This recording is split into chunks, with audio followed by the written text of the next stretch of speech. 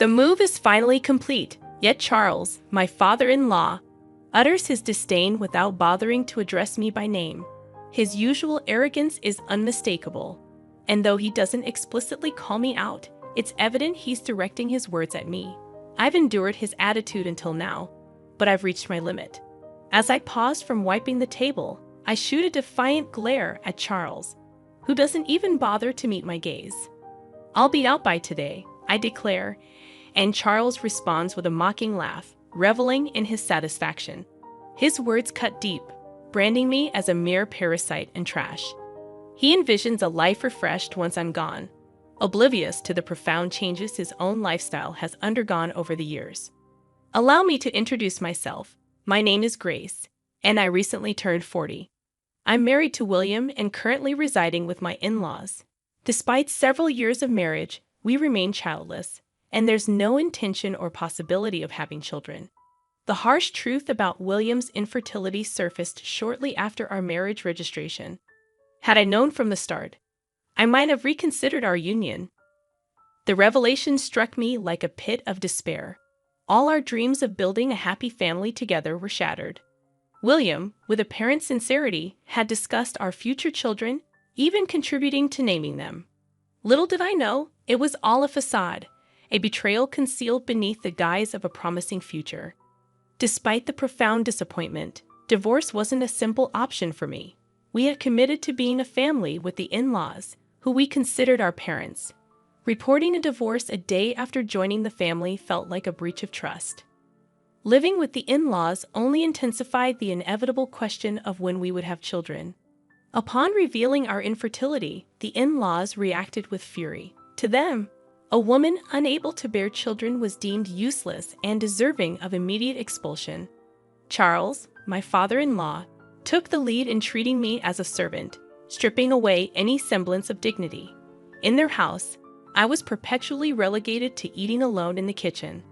I became part of the leftover disposal crew once the in-laws and William had finished their meals.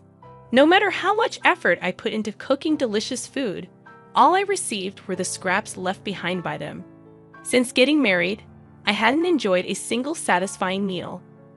My weight steadily dropped, and within 6 months of marriage, my wrist bones were protruding. Initially, mother-in-law Madison bore the brunt of Charles's tirades, but once I joined the family, his focus shifted to me. Madison seemed relieved by the change. She smiled more often. William once remarked that she felt relieved not to be Charles' target anymore.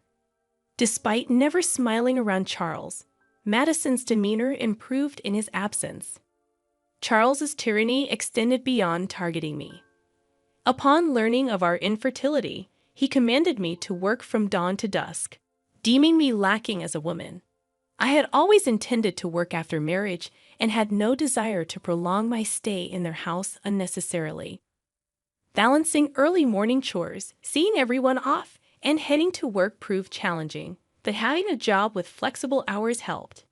Despite my efforts, Charles discarded my food without tasting it, citing its appearance as the reason. Neither William nor Madison complained, choosing instead to remain silent. Despite my grievances, conversations during meals were sparse, and I often wondered if they truly enjoyed eating in silence. I had no choice but to maintain a facade of harmony with the in-laws, playing the role of a dutiful wife. As someone without parents, the weight of divorce seemed unbearable. However, Charles's demand that I contribute all my earnings to the household expenses crossed the line. While I intended to contribute, his insistence on full control over my earnings felt absurd. Protesting was futile. Charles's decisions were absolute. It seemed easier to comply, appeasing him and sparing myself the sight of Madison and William's saddened expressions. The root of the marital issues lay with Charles, whose oppression and torment overshadowed everything else. While Madison used to manage the household finances, the responsibility fell on me after marriage, a task I found overwhelming. "Isn't this too much for Grace?" Madison dared to question, only to be silenced by Charles's authoritative command to shut up. I have been dismissed in Charles's eyes, and Madison and I, as women, were deemed worthless, stripped of the privilege to voice our opinions. Taking over the household ledger from Madison initially shocked me, but after several years, I grew accustomed to it. Perhaps the acceptance stemmed from having an additional breadwinner in the house. Charles, however, began spending more recklessly, justifying it as work-related expenses, increasing his nights out, and embarking on trips with Madison and William, excluding me. This sudden change in their behavior marked a departure from the past. Despite the years that had passed, Charles continued to treat me as an outsider, labeling me a parasite or trash. In my younger years, I endured the peace that came when Charles wasn't home, not minding my role as a mere housekeeper. However, as I approached 40, I found his behavior intolerable. The fear that once kept me silent waned, and I started speaking up. Charles didn't appreciate my newfound assertiveness, leading to resentment and a worsening negative loop. Our strained relationship reached a point where Charles constantly badmouthed me, and our interactions were minimal. Whenever he spoke, it was to insult me, creating a dreadful atmosphere at home. Despite the escalating tension, I refused to comply when Charles demanded I leave the house. I snapped back, questioning where I could go knowing I had no parents. Charles, fueled by anger, slammed glasses onto the table, breaking them in the process. Tired of enduring the constant yelling, I deviated from my usual apology and spoke sharply to Charles. I pointed out that he should calm down in his older age. Unaccustomed to such defiance, Charles became furious, asserting his dominance as the master of the house, declaring that a wife like me shouldn't have opinions. Frustration reached its peak, and I confronted Charles head-on, expressing my years-long desire to be treated like a human. He retaliated, escalating to grabbing me by the collar and vehemently declaring that a person like me wasn't needed in his house. The force of his words was enough to shake the furniture, and in that moment, I was pushed away.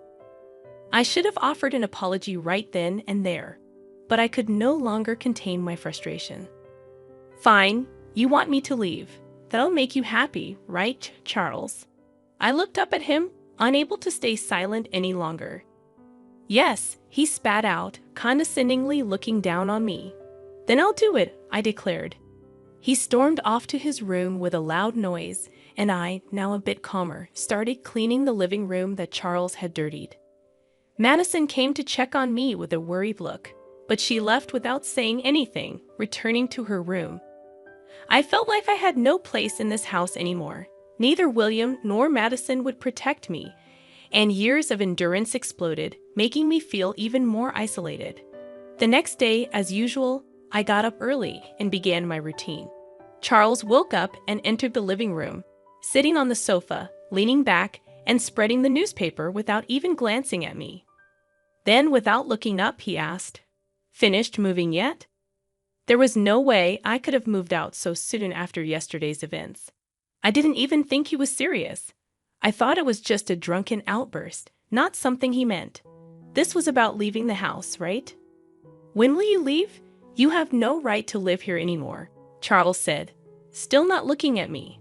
I stopped wiping the table and turned to face him.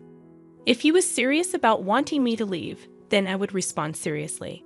"I'll be out by today," I declared. Madison, who was listening nearby, froze, her worried gaze falling on me. It was clear that once I left, Charles would target Madison again, and she didn't want me to go. However, Charles insisted on my departure, and I had no other option. Charles laughed loudly, likely satisfied that he was getting his way. I rushed out of the living room, quickly packed my things, and left the in-laws' house. I hadn't decided where to go, but I felt liberated. I sent a message to William, who was already out, asking him to divorce me. A lawyer would contact him, and then I turned off my phone. Over the next few days, I found a lawyer and had them contact William and the in-laws. Charles, thinking divorce was inevitable, pressured William into signing the papers quickly. Despite William's reluctance, he signed the agreement under Charles's glare. I signed in front of the lawyer, and the divorce was finalized. We completed the distribution of property, and I was able to claim a settlement for Charles's harassment, which I had recorded. It was worth paying for a lawyer instead of fighting alone. Charles, concerned about his public image, avoided any complications by involving lawyers. Knowing exactly how much money Charles had from managing the household finances, I suggested an amount he could just about afford. With the property distribution and harassment settlement paid in full, I started a comfortable life in my own apartment. I used to hate being alone before marriage, but after living with the in-laws and getting divorced, I embraced the newfound freedom. I've grown to appreciate the solitude of my own time. Cooking meals for myself, I relish the tranquility without anyone raising complaints. About 3 months after the divorce, Charles persistently calls, and though I assume it's nothing positive, I choose not to answer. However, a momentary lapse results in me accidentally picking up. "What have you done to my house?" Charles's voice booms through the phone. Instinctively, I move the device away from my ear to endure the loud onslaught. I respond, "I haven't done anything. I left the house as you instructed." Charles remains unsatisfied, continuing to yell. He's upset about notifications regarding issues with withdrawals, blaming me for the problem. I calmly assert that I didn't alter anything and adhered to his instructions, managing and paying everything due. As the realization of why Charles is angry dawns on me, a grin widens on my face. I'm glad he's not here to witness it. Charles, incredulous, questions the financial aspects, asking how much I earned. I recall never revealing my salary details to him. $45,000 take home, I respond. Charles reacts with a sound akin to a squashed frog before falling silent. In truth, my job in sales at an investment trust company involved a commission-based salary, influenced by the returns generated for investors. Unfortunately, much of it vanished due to Charles' extravagant spending. However, I had wisely invested the inheritance from my parents, bringing in some income.